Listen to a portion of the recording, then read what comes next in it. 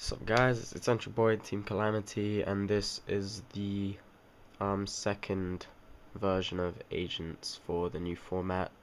This is the one that I prefer, to be honest.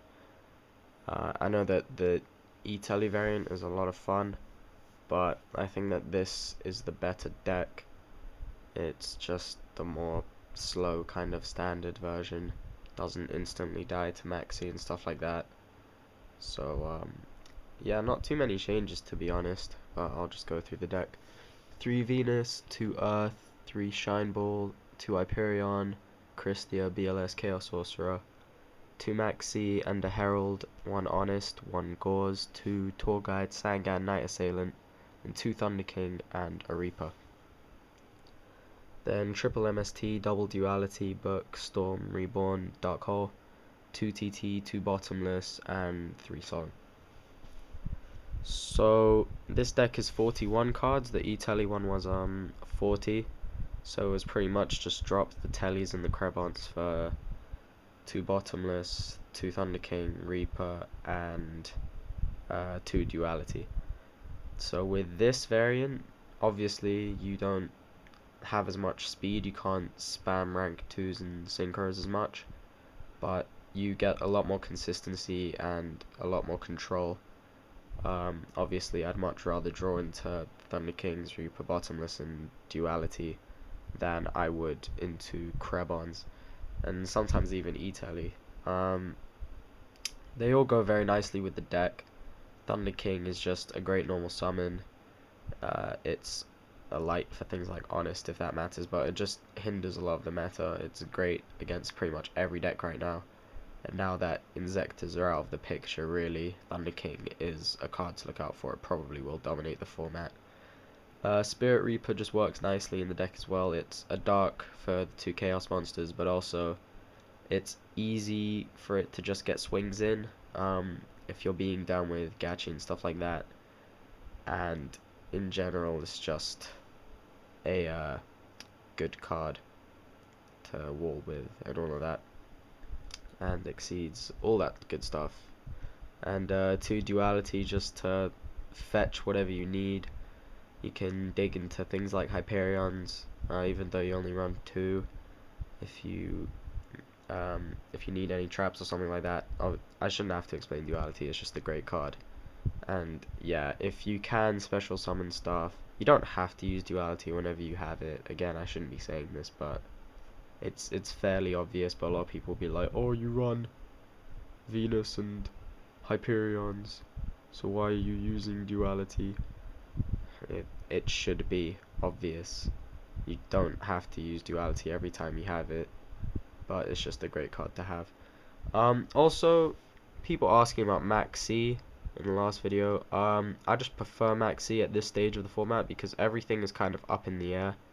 So you never really know what's going to happen. The thing with Veiler is that Veiler's obviously good, but it's still a -1, and it's completely useless against things like Dark World. And yeah, Heroes, okay. You can stop a Stratos and an Excalibur, but really that's about it. It's kind of dead in that matchup as well. Max is just better because it's at the very least it's an even trade. So even against things like Heroes, you know, if they start doing Bubble Man plays or Shining plays, sorry, Miracle Fusion plays, then you can just ditch the Max and get an even trade. Against the mirror match, obviously it's good. There are decks where both are good against, but I think that Max is just better against the majority of the decks that you'll probably see this format. And yeah, it's just a solid card. So it's worth main decking in this deck, I would say. But who knows, because everything is still up in the air. We could just have a meta of Heroes and Dark World, and then Maxi will never see play, Veil will never see play, or we could have a meta of Agents and Rabbit and Plants, in which case, you know, they will see play. So that's that. I do run Herald of Orange Light as well, just because those in-hand Shine Balls aren't really going to do anything. It can set up Christia occasionally as well, and Hyperion. And in general, it's just a good card. It's an easy way to kill off stuff like Logia and Dolka and all that good stuff. Bottomless over Mirror Force as well. I know that some people will say that I should be running Mirror Force, but the thing with Mirror Force is that it's a good card and I side deck it, but I don't know, it's just I find it kind of underwhelming a lot of the time. I mean, again, I've been seeing a lot of Heroes and Dark Worlds lately, so Dimensional Prison is generally better against those matchups, and even, I don't know, against this deck, Mirror Force can be kind of underwhelming. Bottomless is just a nice card. It's good against just about everything, especially since Priority went away. So I just prefer Bottomless at this point. It's a good solid card. And I prefer Dimensional Prison to Mirror Force at the moment because I think that Prison just works better. Like, Mirror Force is good against some decks and more over some players, but very mediocre in other matchups, while Dimensional Prison is just solid all round. So that's why I prefer that. So yeah, this is the deck. I'm not sure how it will do, to be honest. It's definitely a good deck, but really depends on what we see. I'll be giving it a spin for a large part of the format. I'll be testing everything. I know I said that I'd be dedicating myself to Agents and Sams. I pretty much will, but you know, I'll just be trying everything out. I find wind-ups very good still. I'll be doing a profile of them.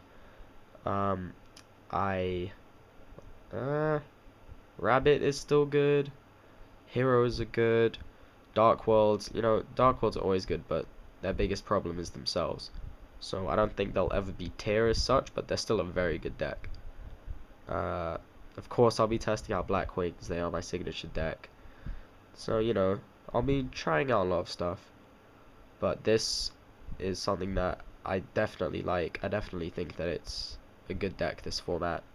And I'm just glad that it's back. The second Earth makes a lot of difference. So, yeah. Hope you all enjoyed that.